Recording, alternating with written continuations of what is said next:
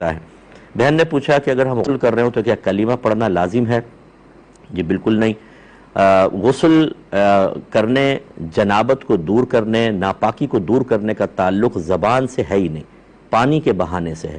بلکہ جب آپ واش روم میں داخل ہوتے ہیں تو آپ کو باہری بسم اللہ پڑھنی ہوتی ہے، اور باتھ روم میں داخل ہونے کی دعا باہری پڑھیں گے۔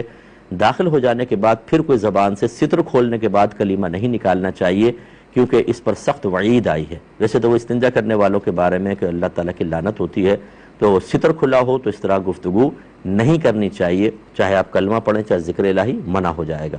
تو اس لیے اس کا کلمے سے کوئی تعلق ہی نہیں ہے، نہ کپڑے پاک کرنے کا نہ جسم پاک کرنے کا۔ پورے بدن پر کم از کم ایک بار ہر بال پر سے پانی اچھی طرح بہائیں، تو ایک جو یہ فرض پورا ہو جائے گا۔ 3 مرتبہ بہانا سنت ہے، یہ کریں گے تو ہوگا۔